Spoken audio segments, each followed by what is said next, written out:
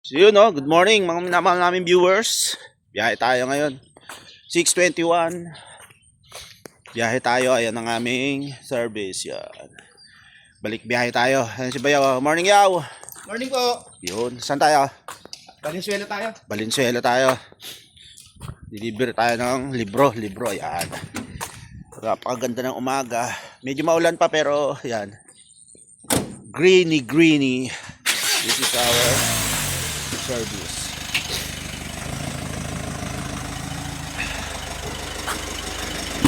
Yun. Ay, aray ko. Nakasakay din ulit. Alright. Woo. It's Monday today. Walang pasok ang mga bata, mga minamahal namin viewers. Pero kami, magdi-deliver kami ng libro sa Valenzuela. Alright. So, samahan nyo kami ngayong araw na to sa ating munang biyahe after ilang buwan ba? Kulang one month. Kulang 1 month. So, tara, let's go!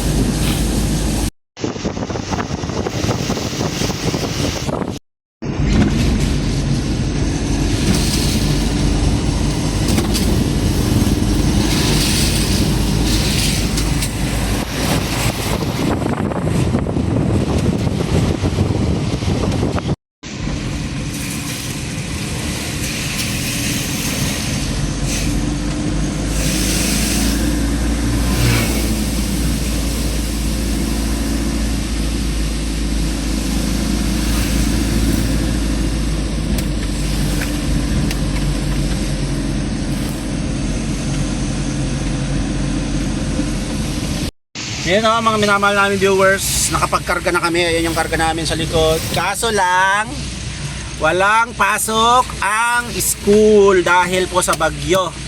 So, preload lang kami.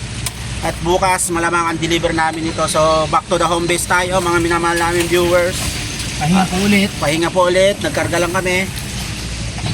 At maulan. So, ingat po tayo lahat, mga minamahal namin viewers. So saglit lang naman kami nagkarga, wala pang isang oras.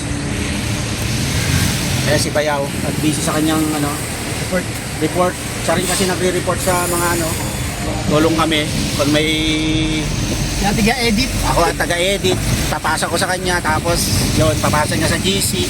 Trabaho din pero ganun talaga eh.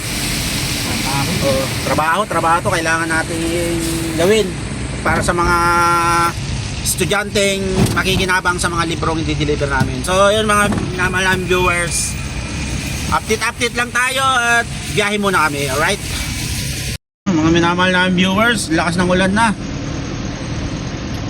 May bagyo na naman po yatang panibago, dalawa daw.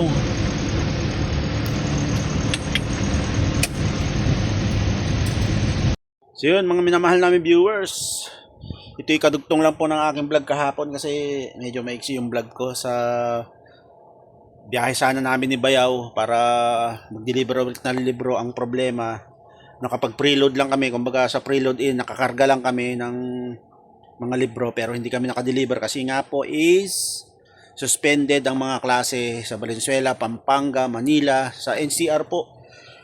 Kaya yun, umuwi na lang kami at nasa garahe na lang muna yung mga sasakyan tsaka yung mga librong karga namin. Usual, walang biyahe, walang kita, kaya dito lang kami sa bahay. Ako nandito lang sa bahay. Luto tayo.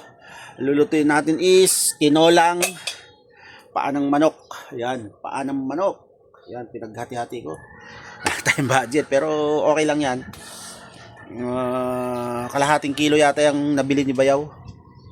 Yan, kalahating kilong paanang manok. Tapos, ginawa ko, tinola na lang. Dapat adobohin ko, pero mas marami may, ano pa rin, malamig pa rin yung panahon. Tinola natin siya.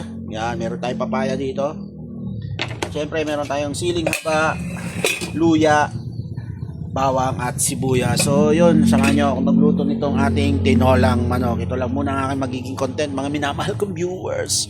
Kaya step back, manood lang po kayo dyan at salamat sa walang sawang support na si Amaro din, cancel yung kanilang school.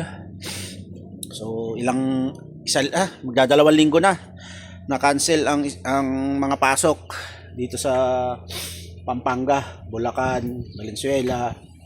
Yan, at nung nakaraang linggo nga po talagang sinalanta kami ng baha at saka bagyo dito. So yun, update lang tayo. Yun, nalalapit na rin ang kaarawan ni Amaro. Ano na ngayon? Anong araw na ngayon, Maro? Hindi, anong araw? Anong araw ba? Martes? Martes. Ano si Amaro po? Yun siya. So araw na Martes, linggo ang kanyang kaarawan. Sana Biyernes pumasok na yung sahod kasi walang budget pag ganun.